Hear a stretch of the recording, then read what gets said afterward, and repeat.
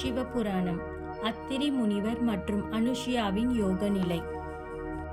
அத்திரி முனிவர் தன்னுடைய யோக நிலையில் அமர்ந்து பரம்பொருளான சிவபெருமானை எண்ணி தவத்தில் ஆழ்ந்தார். அனுஷியா தேவியும் தனக்கு எவ்விதமான பணிகளும் இல்லாததால் தான் என்றும் பூஜித்து வந்த சிவலிங்கத்தை தன் கணவர் முன்னிலையில் நிலைநிறுத்தி தன் கணவரையும் தான் வணங்கும் சிவலிங்கத்தையும் வணங்கி அவரும் யோகத்தில் அமர்ந்தார். காலங்கள் நகரத் தொடங்கின. நாட்கள், மாதங்கள் மற்றும் வருடங்கள் யாவும் கடந்தன. இவர்களின் யோக நிலையானது யாவரும் அறியாவண்ணம் இருந்தன. ஆனால் காலம் என்பது அனைத்திற்கும் பதில் சொல்லும் விதமாக இவர்களின் யோக நிலையானது எல்லையில்லாமல் தொடர்ந்தன. அவை 1, 2 வருடங்கள் அல்லாமல் 54 வருடங்கள் உருண்டோடின. மானிடர்கள் அல்லாத அந்த வனத்தில் அசுரர்கள் வரத் தொடங்கினார்கள்.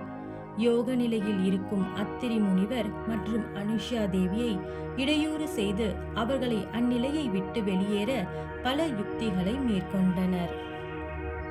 ஆனால் அனுஷியாவின் பதிவிரத தன்மையால் அசுரர்களின் அனைத்து முயற்சிகளும் செயல்பாடுகளும் தோல்வியை தழுவின. அசுரர்களின் இவ்விதமான தாக்குதலே அவர்கள் மேற்கொண்டு வந்த யோக நிலையை உலகம் முழுவதும் அறிய வைத்தது. அசுரர்கள் பலவிதமான செயல்பாடுகளை மேற்கொண்டாலும் அனுஷியா தேவியின் உடலில் இருந்து வீசிய யோக காக்கினால் நெருப்புகள் அவர்களை நெருங்கவே முடியாமல் தடுத்து அரணாக இருந்து வந்தது. காலமே அனைத்திற்கும் விடையளிக்கும் வகையில் இவர்களின் யோக நிலைகளை பற்றிய செய்தி தேவலோகம் முழுவதும் சென்றடைந்தது.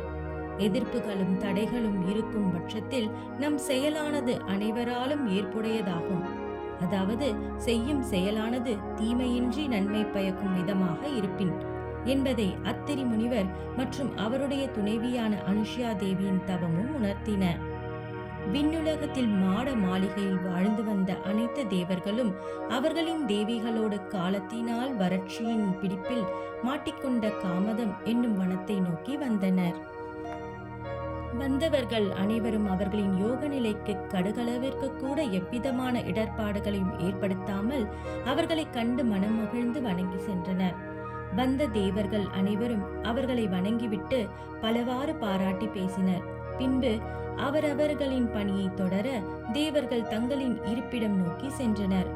ஆனால் அங்கு வந்தவர்களின் கங்கை தேவி மட்டும் எங்கும் செல்லாது அவ்விடத்திலேயே தங்கினார். ஏனென்றால் அத்திரி முனிவரும் அவருடைய துணைவியான அனுஷியா தேவியும் தூய மனதோடு பரம்பொருளான சிவபெருமானை வணங்குகின்றனர். சிவபெருமானின் திருமுடியில் கங்கை தேவியும் இருக்கின்றார். அவ்விருவருக்கும் தன்னால் இயன்ற அளவு அருள் புரிய வேண்டும் என எண்ணி கங்காதேவி அவர்களின் விழிவிழித்தோடு காலம் வரை காத்திருந்தார். இங்கு நிகழ்ந்து கொண்டிருப்பதையும் கங்காதேவி அவர்களுக்காக காத்திருப்பதையும் தனது ஞான திருஷ்டியில் கண்ட சிவபெருமான் காலம் வரும்போது அவர்கள் செய்த தவத்தின் பலனை அடைவார்கள் என கூறினார். யோக நிலையில் இருந்து கண்விழித்த அத்திரி முனிவர் தன் துணைவியான அனுஷியா தேவியை அழைத்தார். தன் பதியானவரின் குரலை கேட்டதும் அனுஷியா தேவி அவர் முன் சென்றார். அத்திரி முனிவர் அனுஷியா தேவியிடம் ஆசமனத்திற்கு நீர் எடுத்து வா என்று கூறினார். ஆசமனம் என்பது மனதையும் சொல்வாக்கையும் தூய்மைப்படுத்தும் செயலாகும். பல்வேறு நல்ல செயல்களை செய்வதற்கு முன்பும் செய்த பின்பும் ஆசமனத்தை செய்வார்கள். இதோ எடுத்து வருகிறேன் சுவாமி என்று கூறி அனுஷியா தேவி கையில் மண் குடத்தினை எடுத்துக்கொண்டு தண்ணீர் இருக்கும் இடத்தினை தேடி ஆசிரமத்திற்கு வெளியே வந்தார். வறட்சியின் காரணமாக அந்த வனத்தில் ஒரு துளி நீரும் இல்லாமல் இருந்தது. இதை அறிந்ததும் மனம் தளராமல் பல இடங்களில் சென்று தேடினார். இருப்பினும் நீரானது எங்கும் இல்லை. தண்ணீர் இல்லாததை கண்ட தேவி என்ன செய்வது என்று புரியாமல் காலம் வேறு கடந்து கொண்டிருக்கிறதே, இப்போது நான் என்ன செய்வேன் என மனவேதனையோடு நின்று கொண்டிருந்தார். ஓம் நம சிவாய.